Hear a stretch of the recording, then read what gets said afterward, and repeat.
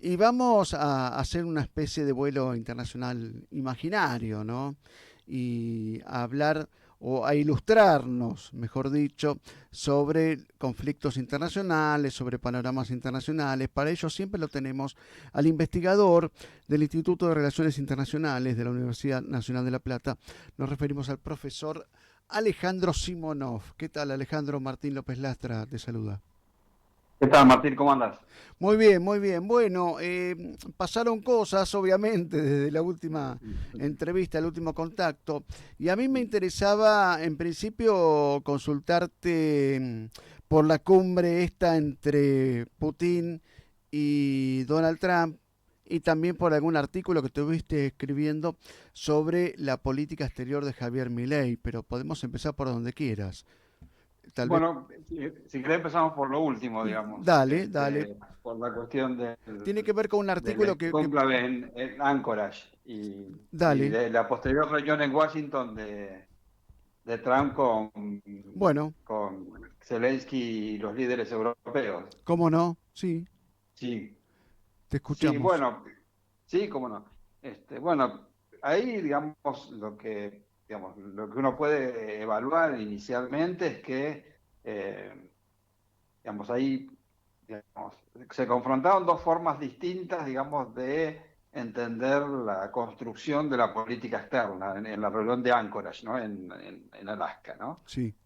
Una que busca más efectos que cambios reales, por decirlo de alguna manera, digamos, y nos estamos refiriendo a la de Donald Trump Mm, concretamente, mm. y otra que es, en principio parece como más firme, digamos, en los postulados que reivindica. Esto más allá, digamos, de la cuestión en sí misma, digamos, ¿no? Ujú. Y que creo que en esa reunión se evidenciaron digamos, y el caso de la primera, digamos, esta que busca sobre todo efectos, digamos, cierta falta de consistencia que, digamos, terminó haciendo que, bueno, quien termine ganando la partida, digamos, por lo menos hasta ahora eso parece la lectura general, y no solamente porque lo diga uno, sino viendo autores de diversas enfoques analizando el tema, es que claramente quien ganó fue Putin, digamos, ¿no? Porque por un Ujú. lado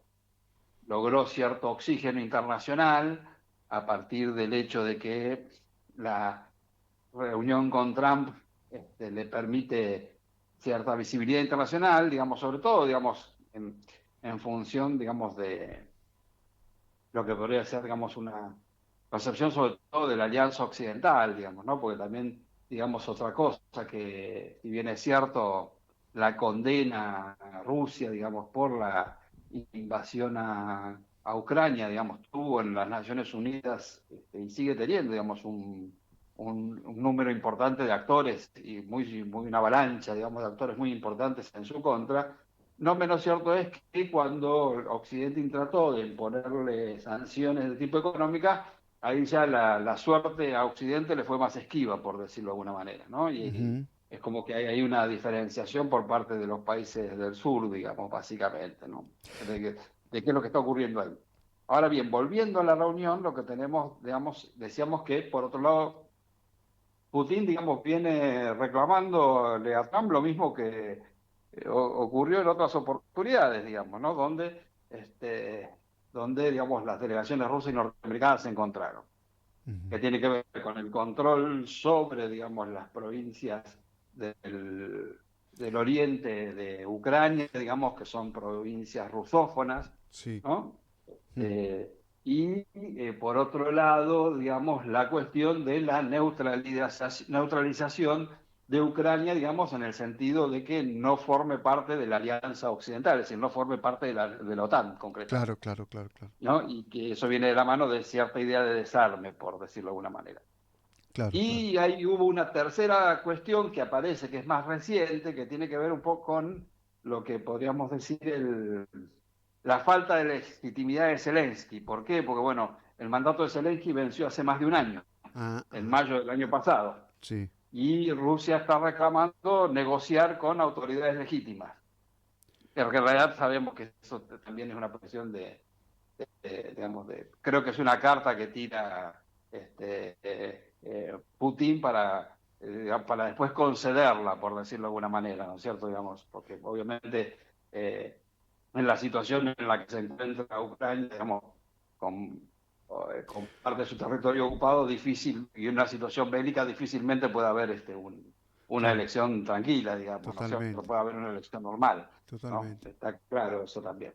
Entonces, Mm, tenemos eso, ¿no? Entonces, claro, de hecho, de la reunión, digamos, y a pesar de las incluso amenazas, digamos, que el propio Trump quiso cargar sobre Rusia, digamos, porque creo que también el otro dato importante, a diferencia por ahí de otros episodios donde Trump ha intervenido internacionalmente, acá no está, digamos, no está mediando con un actor cuya asimetría es muy importante, sino que Rusia es una gran nación, digamos, es claro, difícil, digamos, ningunearla, por decirlo de alguna manera. Y creo que en ese sentido eso también da cierta situación distinta digamos, a la forma digamos, de la cual Trump se ha caracterizado por llevar adelante estos asuntos, ¿no? Digamos, de golpear primero y negociar. claro, Acá el golpe ha sido, digamos, o el intento de golpear ha sido medio desvanecente, ¿no? Digamos, se ha diluido, digamos, ¿no? Entonces, por lo tanto, esa claro. estrategia se ha mostrado Mm, muy débil, ¿no? seguro. Habrá que ver, digamos, incluso después de la reunión, digamos, de Zelensky y de Trump con Zelensky y los líderes europeos, Mm, que fueron fundamentalmente para digamos, que no lo vuelva a maltratar a Zelensky, como lo hizo la última vez que se reunieron en la Casa Blanca, vos recordarás, sí, a digamos, eso ¿no? iba a Ni ir bien después con mi asumido. pregunta, sí, después. Bien. Creo que digamos, los europeos están, digamos, en un dilema, por decirlo de alguna manera, complicado, ¿no? Claro, Porque, claro, este, a ver cómo decirlo, es decir, porque además tiene que ver también con el valor de lo que está en juego, ¿no? Para Rusia, digamos, creo que para la mayoría de los sectores políticos de Rusia, no solamente Putin, mm, la, la cercanía de la OTAN o la OTAN en Ucrania, más vale, porque ya la OTAN está en las fronteras de Rusia, en los mm, países bálticos o en Finlandia, así que mm, eso no sería el problema, sino la, la entrada de la OTAN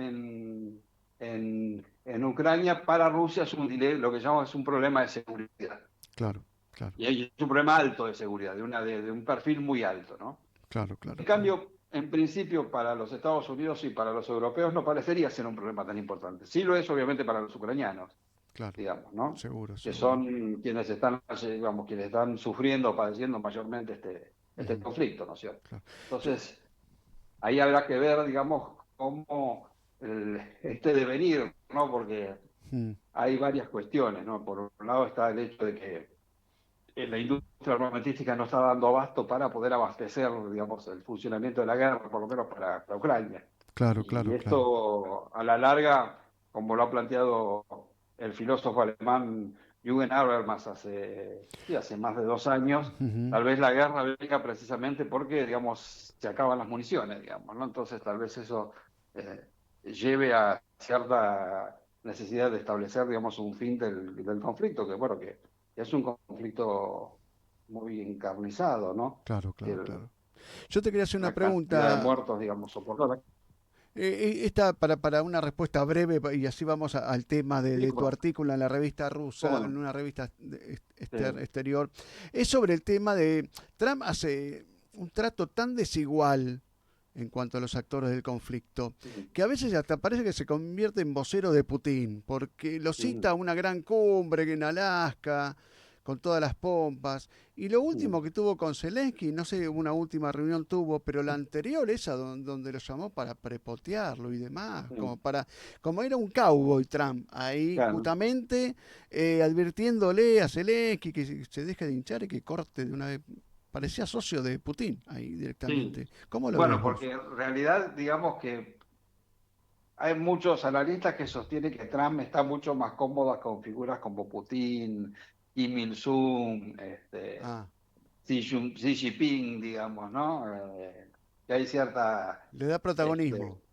Sí, no, pero además hay cierta como fascinación por cómo se pueden manejar en sus países, ¿no? De hecho, Mm, es interesante cómo los Estados Unidos, digamos, a medida que va pasando el tiempo, se están restringiendo sus libertades de manera muy, muy significativa, ¿no? Por claro, decirlo de algún modo. seguro. Y Alejandro, creo que vamos, tiene que ver con eso también, ¿no? Es seguro. decir, un poco, Mm, hay un, ujú, un cambio, digamos, en la percepción, digamos, ujú, sí, porque, digamos, del problema de quién es el bien y el mal, digamos, ¿no? Porque a veces, bueno, termina mm, siendo una cuestión de mm. meramente de perspectivas e intereses, digamos, que es en definitiva lo que cuenta, ¿no? Claro, claro, Digamos, lo que uno tiene que mirar que son los intereses, ¿no? De que claro. están en juego y Y no tanto sí, los sistemas políticos y eso ujú, como han hecho las administraciones anteriores, digamos, ¿no? seguro.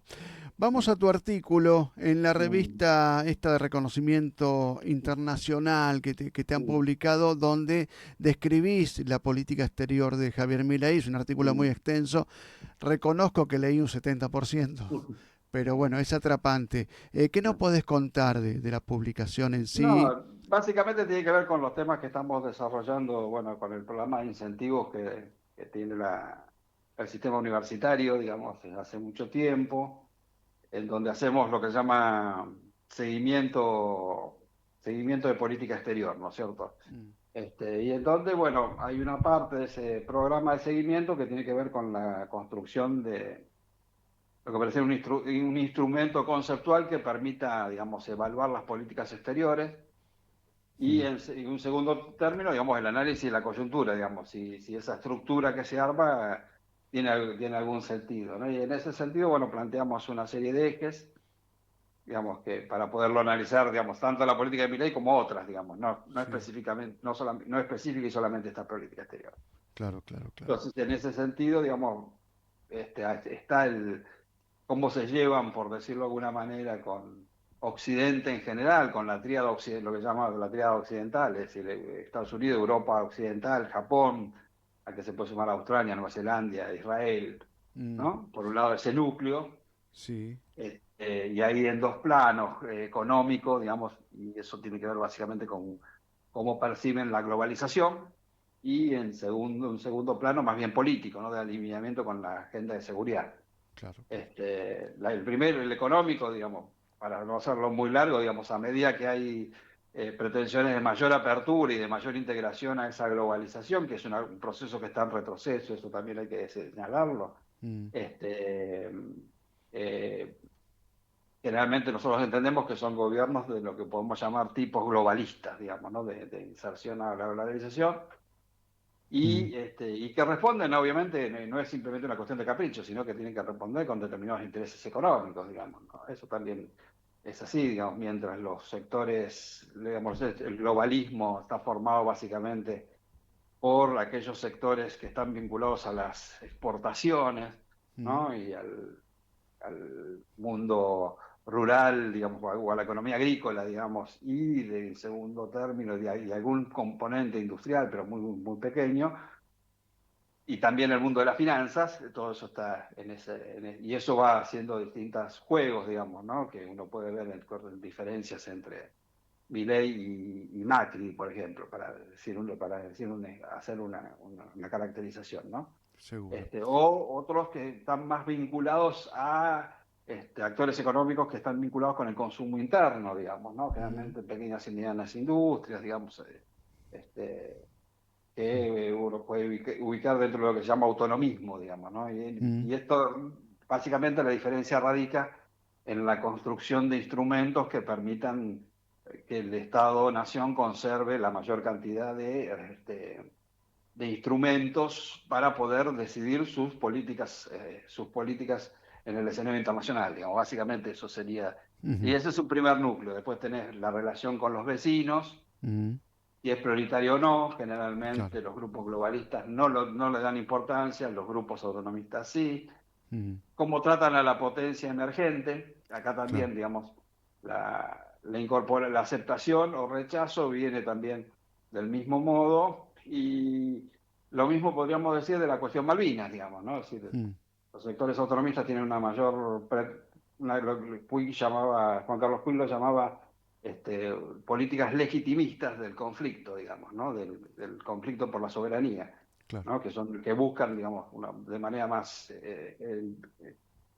decidida la cuestión de la autonomía y en segundo perdón, de la discusión de la soberanía y los segundos tienden sobre todo a aceptar o a endurar la agenda británica al respecto y postergar la discusión de soberanía. Seguro. Básicamente eso sería Ujú. bueno, y ahí, bueno, en ese juego ubicamos la política exterior de Milei, digamos, ¿no? Claro. Donde, bueno, hay un componente fuertemente ideológico, Ujú. escaso pragmatismo, ¿no? Y eso, ¿por qué decimos esto y por qué esto es preocupante? Bueno, porque el país tiene determinada estructura de inserción internacional, que no depende solamente de él, Claro. ¿no? De la propia decisión, ¿no? Pero hay cuatro actores a los cuales la Argentina tiene que tener, otros tres actores sobre los cuales la Argentina tiene que tener relevancia, que son Estados Unidos, China y Brasil. ¿Por qué? Pues es decir, China y Brasil son de mucho peso en nuestra balanza comercial, etcétera, ¿no es cierto? Y Estados Seguro. Unidos es importante no solamente por ser el líder del hemisferio occidental, sino sobre todo por debilidades que la Argentina tiene en materia de endeudamiento y la Sí. necesidad, digamos, de tener una buena relación para buscar en distintas fases de sus diversas coyunturas fórmulas de refinanciamiento, digamos, ¿no? Ujú. Seguro. Ah, Y ahí vos ves como el caso, bueno, ahí hay dos polos que son, en el caso de Milei claramente, son eh, ignorados, digamos, o directamente, digamos, vistos con cierto desdén, digamos, ¿no? Que ujú. son, y ya te digo, que tienen un lugar importante más allá de lo Ujú. que el gobierno entienda en esta coyuntura, ¿no es cierto? Perfecto. Alejandro Simonov, te agradecemos. Lamentablemente nos quedamos sin tiempo, pero en otra oportunidad vamos a justamente Dale, a cuando retomar este quiera, tema. Te Martín. agradecemos muchísimo, te mandamos un No, abrazo, ¿eh? gracias, un abrazo para vos también, Martín, hasta luego.